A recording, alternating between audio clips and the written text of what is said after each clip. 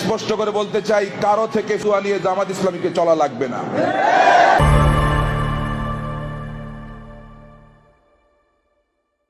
ঠিক কিনা বলেন? বাংলাদেশের এমন কোন ইউনিয়ন নাই, এমন কোন ওয়ার্ড নাই যে ওয়ার্ডে জামাতের কর্মী নাই। আছে কিনা বলেন? ইনশাআল্লাহ সেদিন বেশি দূরে নয়, বাংলাদেশের এমন কোন ঘর থাকবে না যেই ঘরে জামাত ইসলামী পৌঁছে যাবে। আপনারা সবাইকে একমত কিনা বলেন?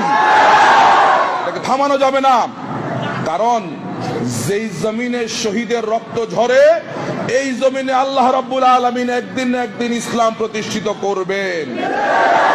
অসংখ্য শহীদের নজরানা আছে বাংলাদেশ জামাত ইসলামী এবং ইসলামী ছাত্র শিবিরের। ঠিক কিনা বলেন? তোমাদের কয়জনের নজরানা আছে? শুধু গোমটা মাথায় দিয়া খানকার মধ্যে বসে গরম গরম কথা বলা যায়, কিন্তু ময়দানে নেমে দেখো পিঠের চামড়াও থাকবে না। বলেন, জামাত ইসলামীকে নিশ্চিহ্ন করে দেওয়ার জন্য বিগত 15 বছর বাতিল হাজারো ভাবে চেষ্টা করেছে।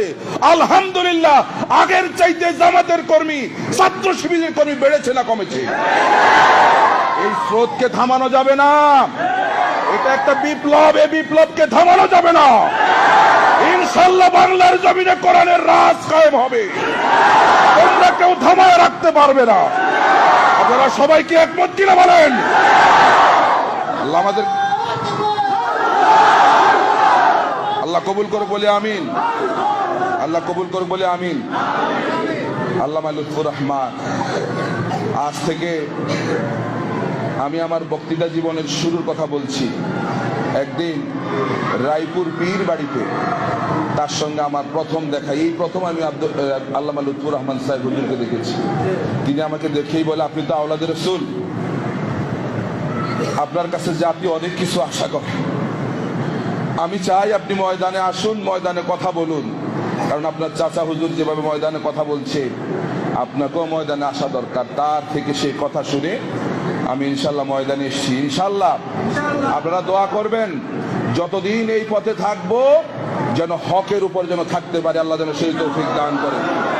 আপনারা এও জানেন, এই শরীরের মধ্যে ইমাম হুসাইন রাদিয়াল্লাহু তাআলা আনহুর রক্ত আছে। বিশ্বাস করেন? ইমাম হুসাইন রাদিয়াল্লাহু তাআলা আনহু কারবালার প্রান্তরে বাতিলের সঙ্গে তিনি আপোষ করেন নাই। আমরাও সেই বংশের লোক হিসেবে আজকে এটা প্রতিজ্ঞাবদ্ধ হতে চাই, এটা ওয়াদা আপনাদেরকে দিতে চাই, এই শরীরে যতদিন রক্ত থাকবে বাতিলের সঙ্গে কোনো আপোষ হবে না। প্রয়োজনে জীবন চলে যাবে, তারপরে বাতিলের সঙ্গে কোনো আপোষ নাই। আল্লাহ রাব্বুল আলামিন আমাদেরকে কবুল করে বলে আমিন। আল্লামা লুৎফুর রহমান, তার পরিবার, এই শোক সন্তপ্ত পরিবারকে আমরা কি বলে আজকে তাদেরকে আমরা সমবেদনা জানাবো। সালমান ভাই এবং আমাদের এই যে লুৎফুর রহমান হুজুরের বড় ভাই ইলিয়াস ভাই, রিয়াজ ভাই, আমি ওই জানাজার আগের রাতেই 12টার সময় এখানে এসেছি। আসলে বারবার অনেকে বলে যে এত রাতে যাওয়ার দরকার না, আমি মনকে বুঝাতে পারি না যে আমার হুজুর,